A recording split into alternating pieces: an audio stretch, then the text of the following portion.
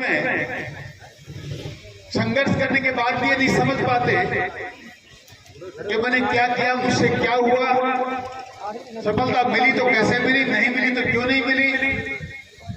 और कुछ लोग बड़ी जल्दी बात को समझ जाते हैं और प्रमाण किसी चीज का सामने रखा जाए तो समझ में बहुत बेहतर तरीके से आता है। आज इस धन्यवाद सभा में आपके बीच में इस मंच पर विराजमान है, मैं वहां से शुरू करूं। आपके सरपंच प्रत्याशी रहे भगड़िया जी, भाई बसंत जी रघुनाथपुरा के पंचायत समिति सदस्य, भाई राजेंद्र जी जाखड़ धमोरा के सरपंच साहब, हमारे राम निवास जी, जगदीश जी, क्षेत्र के सरपंच संधू जी, आदरणीय राम सिंह जी, आप भाई भवानी जी, ये तो आपके हमारे निवास जी के पुत्र हैं, टक्कर के अमित, सुमित जी, भाई नरेंद्र जी जो इस संघर्ष समिति के सचिव थे, अजय भालुटिया जी जो आपके जिला परिषद के सदस्य रहे हैं, आप ही के द्वारा चुने गए हैं, हमारे ग्राम पंचायत सिंगनूर के सरपंच भाई उमेद कुड़ी जी, हमारे छाउश्री के सरपंच विजय ओड़ा जी, भाई सुनील खेदड़ जी, ये सम्मान मंच के समक्ष विराजमान मोदियों से मांगे मेरे किसान बुजुर्गों, जिगर के लहू से प्यारे मेरे नौजवान दोस्तों, माताओं, बहनों, बच्चों और मीडिया के साथियों, भाई और बहनों, मंच पर काफी लोगों ने अपने अपने विचार रखे हैं। एक तो हम काफी देरी से आए क्योंकि पहली बार पूरी ग्राम पंचायत की परिक्रमा आपके लोगों ने लगवाई, आपकी इच्छा थी, हम जाकर 2-3 ढाणी में जाकर आए और उसके बाद आपके मान सम्मान का सिलसिला काफी देर तक चलता रहा। 11 बजे का समय था, 2 बज रहे, आपको भी जाना है घर में भी, हम इस बात को समझता हूं और मैं ज्यादा टाइम आपका लूंगा नहीं। मुझे मात्र आपको इतना बताना है, ये दो लोग मेरे से पहले आपसे कह रहे थे, इनको काफी दिक्कतें थी, कुछ समस्याएं थी, आपके सामने कह रहे थे कौन क्या बोलता है, उसको बोलने का अधिकार किसने दिया, उसको कैसे रोका जा सकता है, ये प्रजातंत्र है, ये राजाओं का राज नहीं। देश के आजाद होने के बाद इस प्रजातंत्र में किसी से तलवार से लड़ने की जरूरत नहीं, लाठी और गोली की लड़ाई अब करने की जरूरत नहीं है। प्रजातंत्र में चाहे कोई भी सरकार हो, 5 साल में एक बार जनता को अधिकार देती है और उस अधिकार से आप चाहे जितने बड़े व्यक्ति को 1 सेकंड में मार सकते हैं। मात्र समझने की जरूरत है। मैं समझता हूं कि सन 52 से लेकर अब तक अनेकों बार आपको ये मौके मिले हैं। आज के 4.5 साल पहले भी आपको मौका मिला। क्या गलती हुई क्या नहीं हुई इस बात को गाने से कोई मतलब नहीं बचता, क्यों समय चला गया। पर एक बात जरूर आपसे निवेदन करने आया हूं कि गलती हुई वो तो हुई, अगर उसकी पुनरावृत्ति होगी तो क्या क्या होगा। और आप लोग ये सोचते हैं कि मैं क्या कर सकता हूं, मेरे पास तो एक वोट था, गांव के लोगों ने माना नहीं।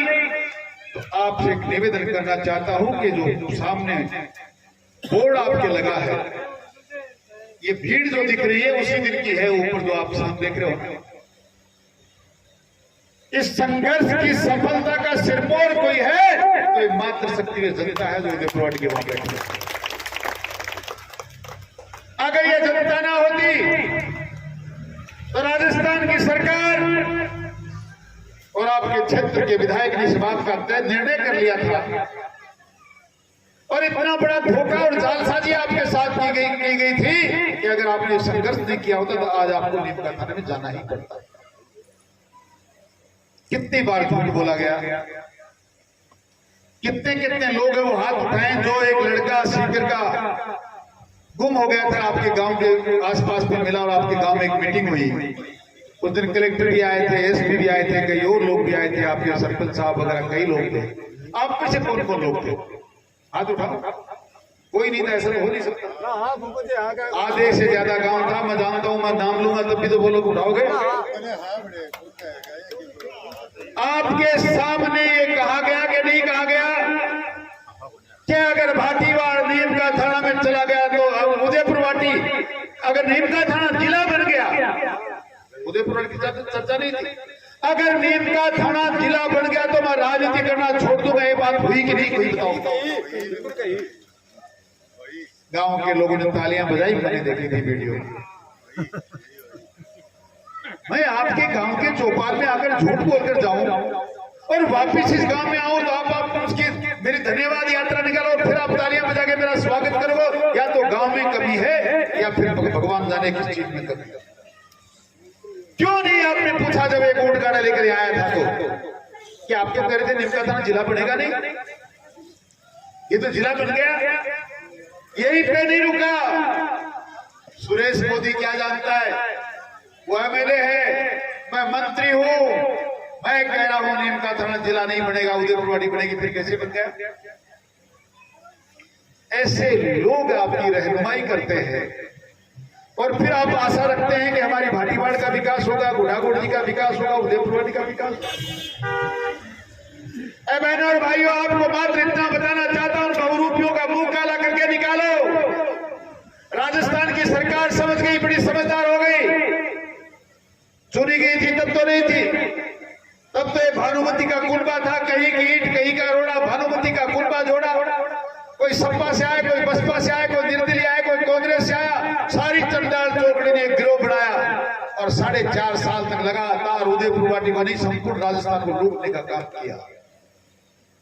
पर लूटते लूटते 4.5 साल बाद में उनके मुखिया के समझ में आ गई कि मैं तो कम लूट रहा हूं, ये लुटेरे ज्यादा लूट रहे हैं, इसलिए सबसे पहले उठा के कैबिनेट से मार बर्खास्त। फिर राजस्थान की विधानसभा से बाहर फेंका। मैं तो आपसे ये पूछने आया कि आप कब फेंक रहे हो यहां से उठा के बाहर। ऐसे झूठों को, प्रेमियों को, बहुरूपियों को उदयपुरवाड़ी की जनता से, गुढ़ागुड़ जी की जनता को उठा के बाहर फेंकना चाहिए। फिर झूठों का हमारे यहाँ कोई काम नहीं। और ये ताकत आप कहोगे कैसे करें साहब, भारी है, मजबूत है, लंबा चौड़ा तगड़ा है, कोई तलवार नहीं चलानी, कोई हथियार नहीं चलाना, कोई लाठी नहीं चलानी। आपको मात्र 3.5 महीने बाद एक बार एक बटन अन्याय के खिलाफ दबाना है, सारा का सारा निर्णय उस तरह से हो जाएगा जैसा आपका जिले के मामले में हुआ। आपके संगठित जनसमूह ने गुढ़ागुड़ जी में वो आंदोलन किया, इस मात्र शक्ति ने वो हल्लावा मचाया, ऐसा कोहराम मचाया, राजस्थान की सरकार की चूल्हे हिल गई। और जब जब भी हम सरकार से मिलने गए, सरकार ने कहा समझ में आ गई, गुढ़ागुड़ जी की जनता जो कह रही है वो हम सुन रहे हैं।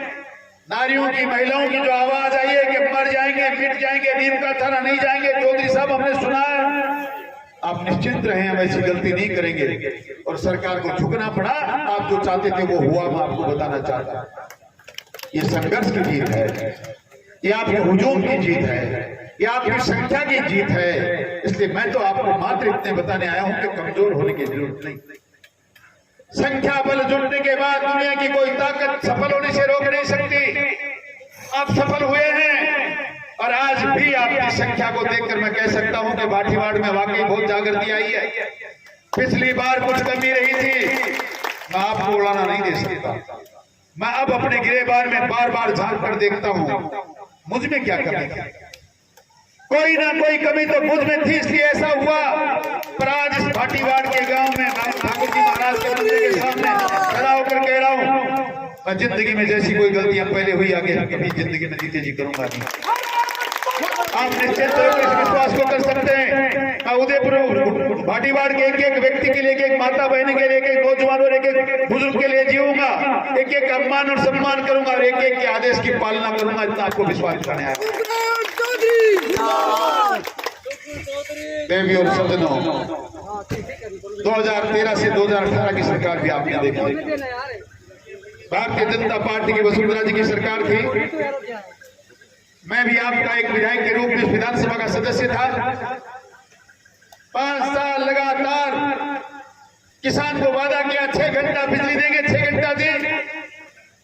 किसान को वादा किया हम आपका 50,000 का लोन माफ करेंगे, लोन माफ किया। हमने आपसे वादा किया था हम 10% के बिजली के बिल माफ करेंगे, हमने किए। हमने कहा हम सड़कों के टोल माफ करेंगे, हमने किए। हमने भामाशाह योजना के माध्यम से आपके इलाज कराने में कोई कोताही नहीं बरती। अन्नपूर्णा रसोई के माध्यम से एक सुंदर रसोई गांव गांव ढाणी ढाणी में शहरों में धर्मशाला के पास, सिनेमा हॉल के पास, अस्पताल के पास, रेलवे स्टेशन के पास खड़ी रहती थी। सुबह से शाम तक जहाँ चाहे स्वादिष्ट भोजन मिलता था। किसान को उत्थान करने के लिए हमने एक कमी छोड़ी नहीं। इस देश के प्रधानमंत्री ने कहा मैं किसान का सम्मान करने के लिए किसान को हर साल 2-2 हजार की 3 किस्त देकर से किसान का सम्मान करूंगा। 6-6 हजार की किस्त लगातार सालों से हम दे रहे हैं। उसके बाद भी आपने निर्णय किया, और निर्णय इसलिए किया इटली की महारानी का एक बेटा जो हमारी पृष्ठभूमि को जानता नहीं, हमारी सामाजिक समरसता को जानता नहीं, हमारे गांव के हालात को जानता नहीं, न महिलाओं के मान सम्मान को जानता, न बुजुर्गों की परेशानी को जानता, न नौजवानों की बेरोजगारी को जानता, आकर मंच पर कहने लगा, ए राजस्थान के किसानों 1 2 3 4 8 9 10 बस राजस्थान के सारे किसानों का संपूर्ण कर्जा माफ कर दूंगा। हाथ उठाओ किसानों बुजुर्गों, कितने लोग का कर्जा माफ हुआ? किसी का ही नहीं। अरे किसानों का कर्जा तो माफ नहीं हुआ मेरे नौजवान साथियों। आपको बेरोजगारी के भत्ते के 3,500 रुपए किस किस को मिले वो ही बता दो। वो भी नहीं मिला। किसान का कर्जा माफ हुआ नहीं। आज बिजली का बिल देखना घर जाकर, वो सरकार जो परसों कह रही थी बिजली के बिल माफ कर दिए, फ्री में बिजली दे रहे, फ्यूल सरचार्ज माफ कर दूंगा। आज घर पे जाना बिल देखोगे तो रोना आएगा। आप सोच नहीं सकते, बिजली नहीं आएगी, खाली बिल आएंगे बिल। ऐसी सरकार आपने 4-4.5 साल पहले चुनी। और उसके बाद सरकार की गलती कहाँ है? आपने तो सरकार भी नहीं चुनी। आपने जिनको चुना वो तो कह रहा काएगी बसपा, काएगी सपा, काएगी कांग्रेस, काएगी बीजेपी।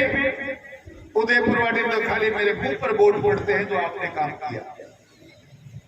अब वो मुंह कितना सुंदर है, पार्टियों से भी ऊपर सुंदर है, सरकारों से भी ऊपर सुंदर है, पर सरकारें समझ गई उसके बाद भी आप लोग नहीं समझ पा रहे। मुझे चिंता इस बात की हो रही है कि इतने सुंदर मुंह पर 4.5 साल पहले आपने 59-60 हजार वोट डालकर उदयपुर वाटी का सत्यानाश कर दिया, सर्वनाश कर दिया, और फिर भी तालियां बजा रहे हैं लोग गांव में जब आते हैं उनगाड़े पे तो सम्मान किया जा रहा है। दुर्भाग्य है। मैं तो आपको इतना बताने आया कि 5 साल की रामराज वाली सरकार अगर वापिस स्थापित करना चाहते हो कि रावण राज जो 5 साल में चला, कभी मदन मणकस की हत्या हुई, कभी महावीर झाझरिया की हत्या हुई, कभी बाबूलाल सैनी की हत्या हुई, कभी सरकार में बैठे मंत्री के बदले में बेटियों के साथ बलात्कार हुआ। एक बार नहीं 8 जगह दलित समाज की बच्चियों के साथ बेविचार हुआ, बलात्कार हुआ। मुफ्त में तक दर्ज नहीं होते। मंदिर माफी की जमीन पे कब्जे हो रहे हैं। उठा भी जाकर देखिए 300 दुकानें बनी है मंदिर माफी की जमीन पर। है आप में से कोई जो 100 बीघा जमीन 5 बीघा जमीन मंदिर माफी पे कब्जा कर ले?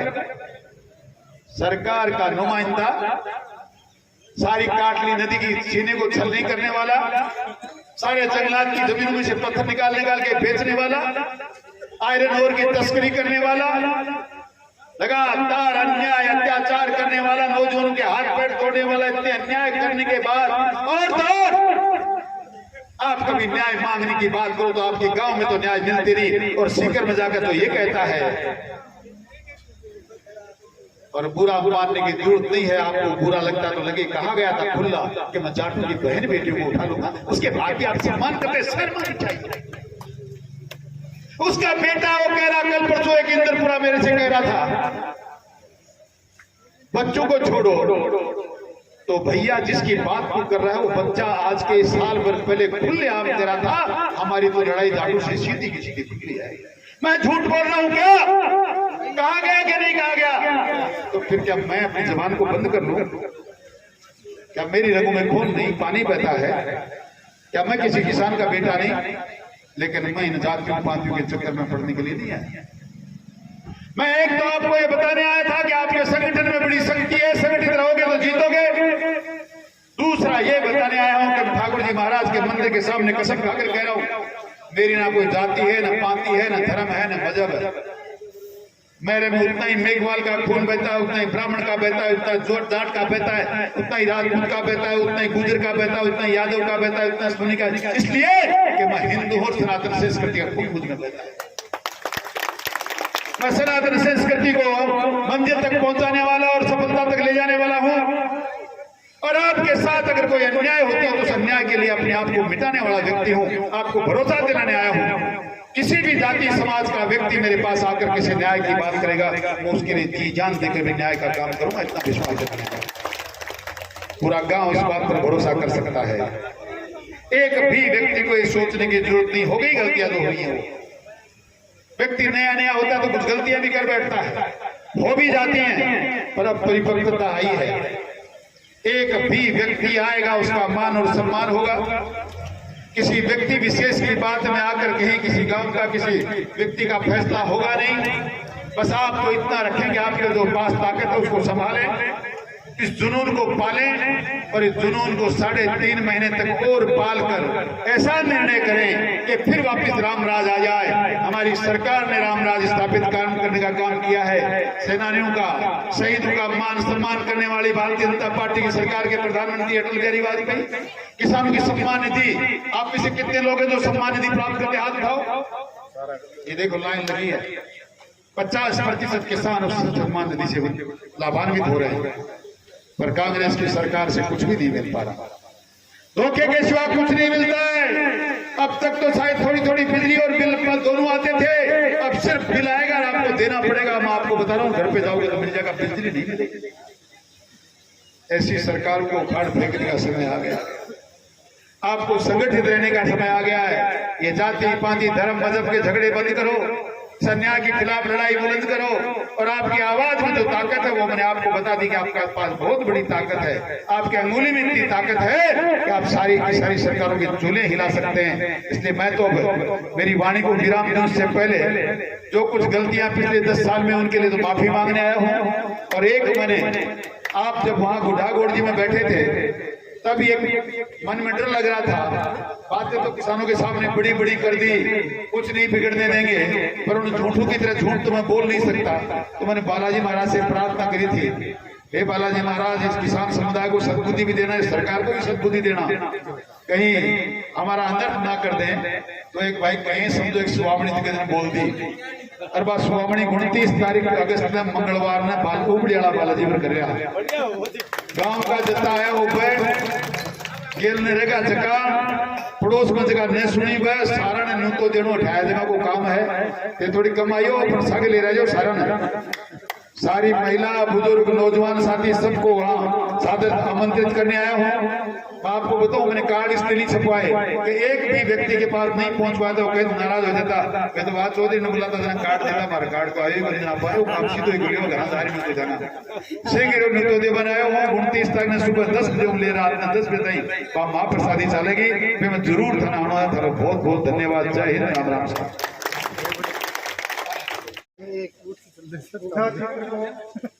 हकीकत में